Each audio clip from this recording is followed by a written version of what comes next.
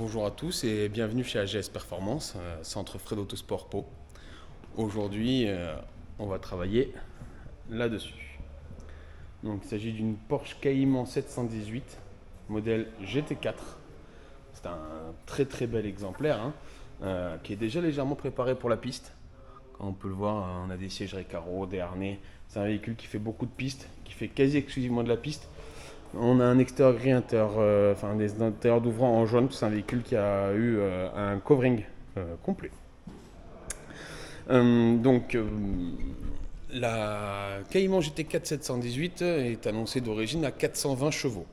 C'est un véhicule sur lequel il y a d'installer un filtre à air sport, enfin deux filtres à air sport en l'occurrence, et deux FAP sport. Comme ça conserve les FAP, mais pour avoir un meilleur flux. Sur des véhicules atmosphériques, notamment sur des véhicules Porsche, sur le banc, on a tendance à sortir un petit peu moins de chevaux, du fait que les flux d'air ne sont pas les mêmes sur un banc que sur la route. Donc d'origine, on a eu un résultat de 415 chevaux, ce qui est déjà un très très beau score. On est équipé là d'un 6 cylindres à plat de 4 litres.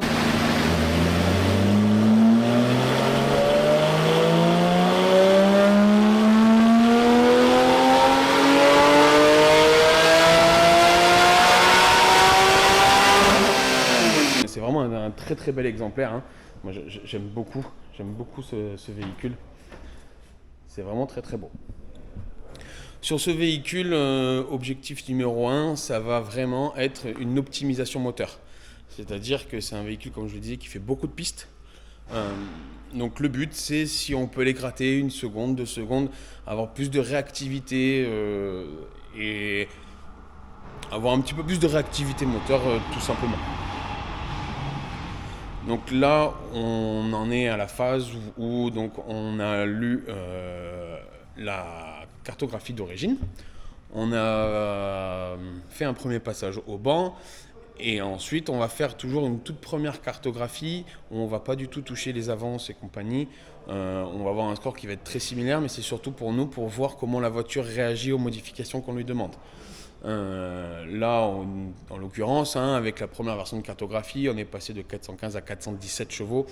On peut dire que c'est quasiment la même chose. Mais elle a bien réagi aux différences d'enrichissement qu'on lui a demandé, puisque c'est des véhicules où on va pouvoir rajouter un petit peu d'enrichissement avant de toucher aux avances, qui vont être les principales choses sur lesquelles on va pouvoir jouer sur des véhicules comme ça. Donc on a fait des logs véhicules d'origine sur le passage au banc, et on a ensuite fait des logs avec la première version. Donc là maintenant, on va pouvoir écrire la deuxième version de fichier, qui elle va nous permettre de réellement espérer avoir des gains de puissance. Je vais déjà vous montrer les courbes. Donc voilà, donc là il y a différentes courbes qui vont se superposer, puisqu'en fait là il y en a 4 si on voit bien. En vert et rouge, on va avoir les courbes d'origine, et en jaune et orange, on va avoir les courbes reprogrammées. Pour l'instant, on a des gains qui sont minimes, mais c'est voulu. C'est comme ça qu'on a fait nos tests. C'était vraiment le but. Donc voilà, ce qui est bien, c'est qu'on voit qu'il y a une répétabilité dans les tests. On aime bien faire toujours 2 tests à la suite. Ça nous permet d'être sûr que notre essai est viable. Voilà, on va toujours chercher à faire des essais qui vont faire entre 8 et 15 secondes. Ça nous permet d'avoir un temps de log qui va être suffisant.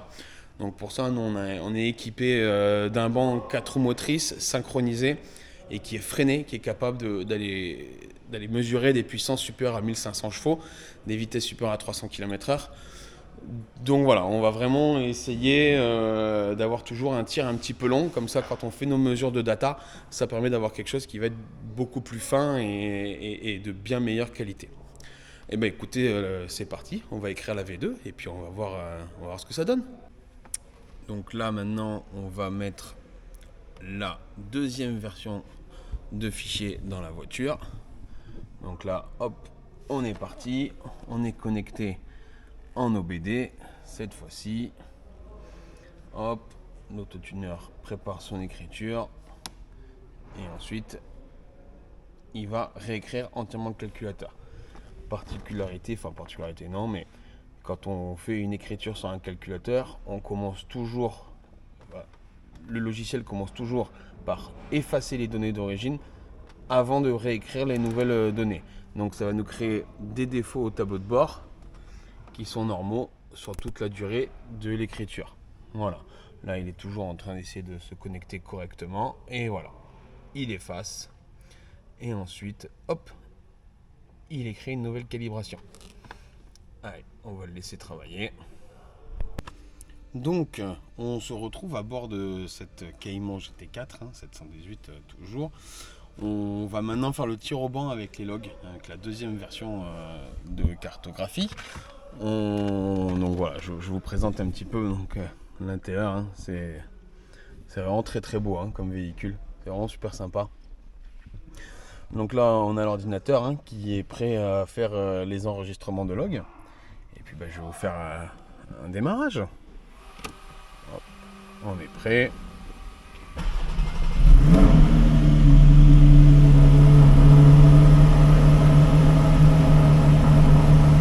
On va activer la ventilation. Là, on a le clavier ici qui nous permet de contrôler l'ordinateur. Et ensuite,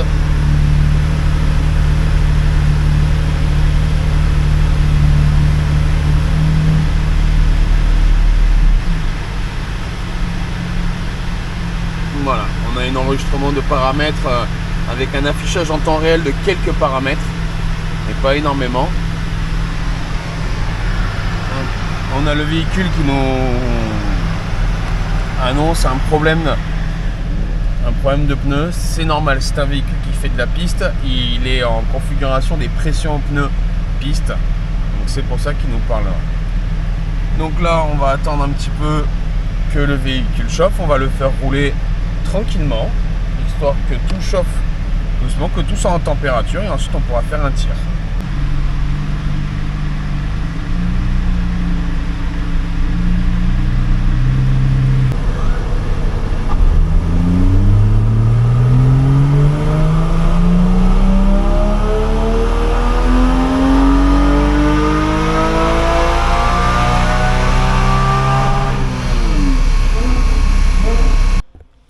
Donc, on vient de faire notre tir sur la V2. Ça y est, c'est fait. On va voir les résultats. Hop. Donc voilà, là on voit vraiment une différence. On a réellement une différence en termes de perf, puisqu'on est passé des 416 chevaux qu'on pouvait avoir d'origine, 416, 417. Où là maintenant on a un résultat à 440 chevaux, 441 sur le premier tir, 437 sur le deuxième tir. On a de très légères différences qui sont dues tout simplement au fait que plus on va faire de tirs et plus on va avoir une montée en température du moteur, de l'air d'admission, mais aussi de la température dans l'atelier, et plus c'est chaud, moins on a de performance. C'est pour ça qu'on essaye souvent, notamment sur les Porsche, de faire le moins de tirs possible par jour. Et dès qu'on a fait un tir, on met la voiture au ralenti, on la laisse tourner un petit peu pour bien ne pas avoir de problème de lubrification. Et rapidement, on essaye de l'éteindre pour essayer de laisser le temps de refroidir le plus longtemps possible. Donc on voit la différence sur toute la plage. On a ici les chevaux, la puissance, ici le couple. On a une différence de couple aussi qui est super intéressante.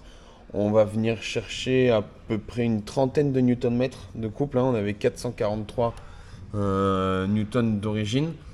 Là, on a 474,4 exactement. Donc, on va en dire 475 et 445 d'origine, un petit peu moins. Donc voilà, on a un beau gain de couple. On a un très beau gain de couple sur la deuxième partie de courbe. Encore une fois, c'est un véhicule qui est en utilisation piste. Donc sur toute cette phase-là, ça va être vraiment très intéressant. Et forcément, on le retrouve aussi ces gains là-haut. On a ce léger creux ici, là, qu'on avait déjà d'origine et qu'on retrouve une fois reprogrammé. On est aux alentours de 7200 tours. Je ne sais pas forcément l'expliquer. Mais on a ce léger creux qu'on retrouve. Mais bon, donc qui se sent pas du tout au moment de faire le tir au banc. On ira voir sur les essais routiers. Ici, on a les logs. Donc nous, on utilise pour les lectures, écritures, un outil autotuner. Et sur certains véhicules, notamment ceux qui sont équipés des calculateurs Bosch, on va également utiliser l'outil autotuner pour faire des logs, qui est un outil qui est très complet et qui fonctionne très bien pour loguer sur ces véhicules-là. On va voir sur la partie droite de l'écran qu'on a vraiment beaucoup de paramètres qu'on va pouvoir suivre, et c'est très intéressant. Ici, je me suis concentré sur l'AFR, sur les avancées d'allumage et les retraits d'allumage, puisque sur ces véhicules-là, on peut voir les retraits d'allumage cylindre par cylindre. On voit que sur la partie haute, on a un petit peu de retrait d'allumage. Donc on va essayer de corriger ça, et puis on va voir, c'est un véhicule qui a 15 000 km, hein, c'est pas énorme, mais encore une fois, qui fait énormément de circuits. Donc on va essayer de voir s'il faudrait peut-être une petite upgrade soit au niveau de l'allumage, ou soit vérifier que la qualité du carburant est correcte. On a du samplon 98 dans le réservoir, bien évidemment. Mais peut-être qu'en haut, il y aurait quelque chose à faire et encore quelques chevaux à gagner. Avec soit une meilleure qualité de carburant, ou soit une meilleure qualité d'allumage pour faciliter ça. On voit ici en bleu, hein, vraiment donc le régime moteur. Là voilà, je me suis vraiment concentré là-dessus, puisque là voilà, on va vraiment un petit peu avoir tous les paramètres qu'on peut avoir. On peut vraiment prendre l'AFR que l'on souhaite et l'AFR qui est lue. Et puis voilà, on peut aussi l'avoir sous forme de tableau. Je trouve ça moins lisible, je trouve ça moins pratique pour moi personnellement. J'aime bien avoir sous forme de graphique. Donc on se retrouve pour le jour suivant. On a laissé bien refroidir la voiture. On a fait un test. On a mis du samplon 98 bien frais. Comme c'est un véhicule qui, encore une fois, fait beaucoup de pistes, c'est du coup un véhicule qui tourne pas très souvent. On a appelé le propriétaire qui avait un doute depuis quand le dernier plein avait été fait. Donc voilà, on a essayé avec du samplon 98 d'une station qu'on connaît. Il ne savait plus où a été fait le plein. On va essayer ça. On avait détecté un petit peu de cliquetis sur le véhicule. Donc on va voir avec du samplon, et si c'est pas bon, on pourra faire une correction de cartographie. Et ben allez, on va remonter dedans. Et c'est parti. Allez, on va faire le démarrage. Démarrage à froid, c'est toujours super sympa là-dessus. Hop, on met le contact, pas de souci. Et c'est parti.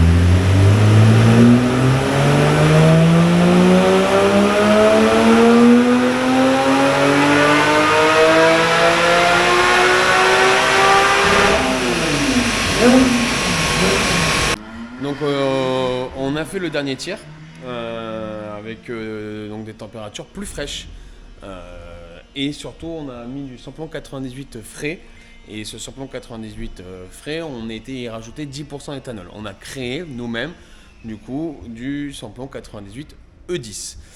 Écoutez, je vous propose d'aller voir les résultats tout de suite.